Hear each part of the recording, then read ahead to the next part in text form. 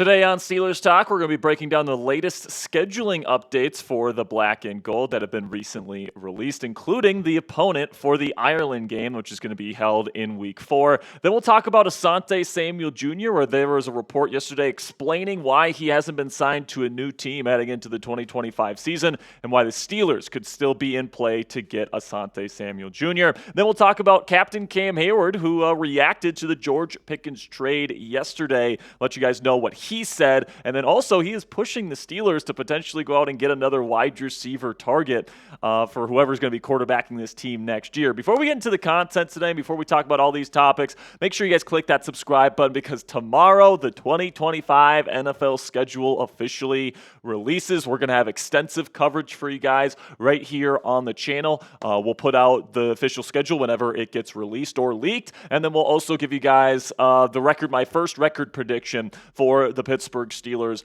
once we get to tomorrow. So make sure you guys click that subscribe button if you haven't already. And speaking of the schedule, we did get a big update today where officially the Pittsburgh Steelers will be playing the Minnesota Vikings in Dublin in Week 4. So that is going to be the Ireland game.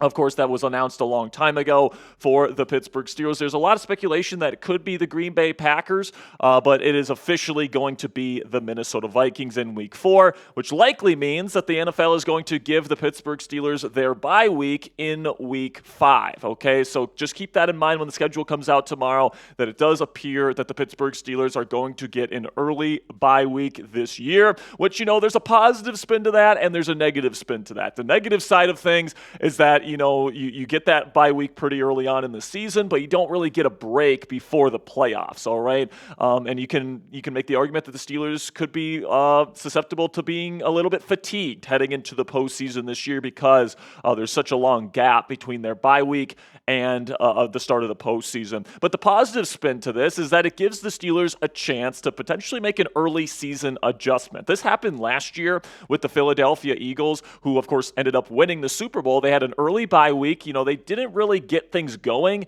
until after the bye. They had to make some adjustments on their bye week, and that early bye allowed them to make some adjustments that allowed them to become the Super Bowl champion type of team that they ended up becoming. So there's a positive spin and negative spin to potentially having an early bye week, but I'm going to choose to go optimistic here and go with the positive spin. But my question when it comes to the schedule, and this is going to be the most intriguing question that's going to be answered when the schedule comes out tomorrow, is how many primetime games are the Pittsburgh Steelers going to get? As it stands right now, they're not really a primetime kind of team. They got Mason Rudolph slated to be their starting quarterback. They only have one really marquee receiver, all these different things. You just don't know if Aaron Rodgers is going to sign with the Pittsburgh Steelers. We think he's going to, but you don't know for sure. So does the NFL kind of give them the amount of primetime games maybe that they gave the New York Jets last year, where it seemed like every other week they were on primetime football because Aaron Rodgers is likely to sign with the Steelers? Or do they give them a little bit of a lighter primetime schedule because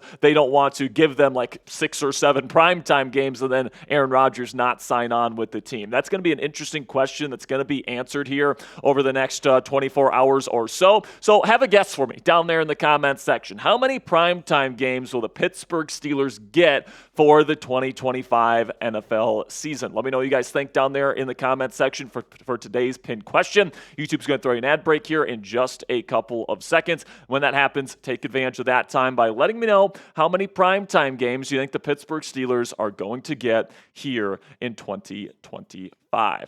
Okay, now let's talk a little bit here about Asante Samuel Jr., who is going to he's still a free agent. A lot of people thought that he was going to be picked up at this point in free agency, and we just kind of never knew why he hadn't been signed yet. But yesterday we learned that Asante actually had neck surgery this offseason, and he doesn't want to sign with the team until he has his next checkup on that in July. So it's going to be a little bit here until Asante Samuel ends up signing with an NFL team. He has visited visited the New Orleans Saints, and I think he's planning on going and visiting other teams in the near future as well. But this was reported from Jeremy Fowler from ESPN yesterday, saying Asante Samuel Jr., one of the top free agent corners in this year's class, is waiting to sign with a new team after undergoing neck surgery in April, per sources. Samuel, who visited the Saints today, has a checkup in early July, after which he will reconvene with several interested teams. Samuel plans to return to the field for the 2025 season.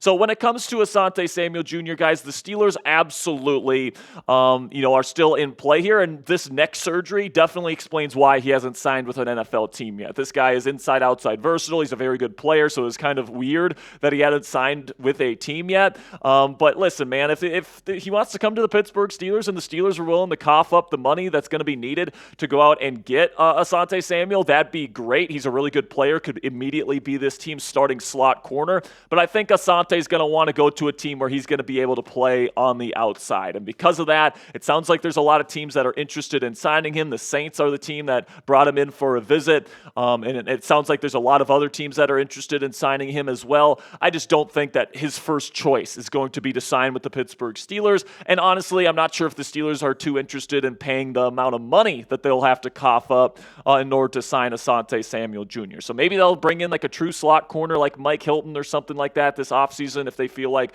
they still need to add at that position. But I wouldn't get my hopes up, guys, that Asante Samuel ends up signing with the Pittsburgh Steelers. Make sure you guys click that thumbs up icon if you haven't already, if you're having a good time here on Steelers Talk. Really do appreciate you guys stopping by today. And we have videos like this every single day. And the ones that are here and are the real ones every single day, know that clicking that thumbs up icon is the fastest and easiest way to help out our channel. So we really do appreciate you guys. It takes a half second of your time.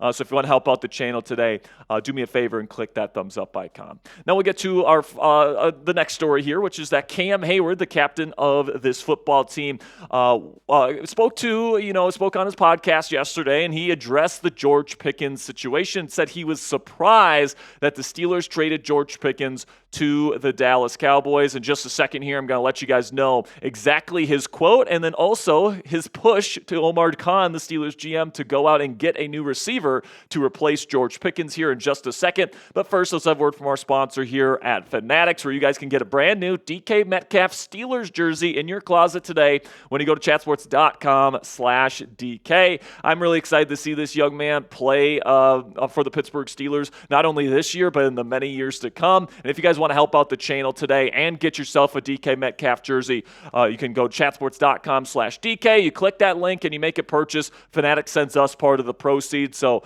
if you want to help yourself out and help us out here at Steelers Talk, I'd greatly appreciate it if you got this jersey today. All right, so now back to the Cam Heyward stuff here, where he had some very interesting things to say in terms of his reaction to the George Pickens trade. And sounds like he was just as surprised as all of us to hear that Pickens was on his way to Dallas. He said, "Was I surprised? Yeah, but the game is the game, and I know it benefits both teams. We get another third-round pick. They get a wide receiver to go along with CeeDee Lamb. Would I have liked to see George and DK Metcalf play together? Yeah, but hopefully there's something in the works." So even Captain Cam here is kind of hoping that Omar Khan is going to go out there and make another move at the wide receiver position.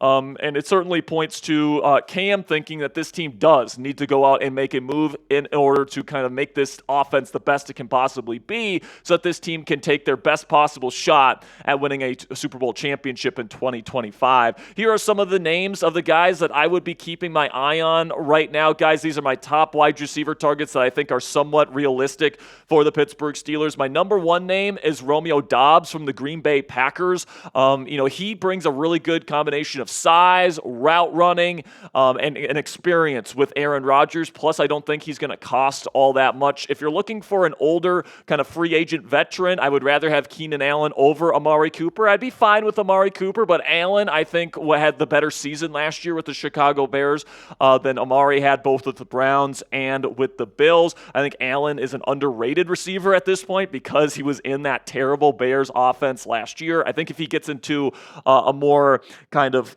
competent style offense here with the Pittsburgh Steelers, I think that he could have a resurgent season at age 33. Dontavian Wicks is another guy from Green Bay that's a really good route runner and very physical, good run blocker that I think would really fit in well with Arthur Smith's system here. Quentin Johnson, he's got a little bit of a drop issue, but he had over 700 yards and 8 touchdowns last year. This guy is a lot better than people think he is, and I think that, he still has multiple seasons left on his rookie contract. If you're looking for a young man to come in here, be a true yak threat, and has also got extremely quick feet for being a bigger wide receiver, underrated route runner. I think Johnson is somebody to keep your eye on. Then Jalen McMillan, another guy with a little bit of a drop issue, not the best contested catch guy, but really good route runner to the short and intermediate levels of the field. Really good after the catch as well, and he's still just heading into the second year of his NFL career, so you got cost control on him for a very, very long time. So those are the 5 guys that I would keep my eye on here. But before I go, I do want to let you guys know to keep your eye out for a potential Rodgers update at some point today. Now, listen, all right, I don't think this is going to happen, but I have to, kind of put this out there. This report from Filippone and his radio show co-host Chris Muller, they're at the Fan in Pittsburgh, says, quote, "The Steelers are making a big announcement tomorrow." So this was posted yesterday, so he's talking about today. "And I believe it's that they're signing Aaron Rodgers. So we'll see if something happens. If it happens, great. The saga is finally over and Rodgers is coming to Pittsburgh. But I also think that this announcement might have just been the Ireland game, and I'm not sure if an announcement on Rodgers is coming, frankly, anytime soon. So make sure you guys click that subscribe button if you haven't already, just in case something happens. Of course, Coop and I will be live later today, and we'll get a video out to you guys as well if Rodgers ends up making it firm and final and announcing he will be the next starting quarterback of the Pittsburgh Steelers. But if not, this might be the only video today. We might put out another one later today as well. Who knows what's going to happen here, but make sure you guys click that subscribe button if you haven't already. I greatly appreciate your guys' support. I will see you guys next time, and until then, here we go, Steelers.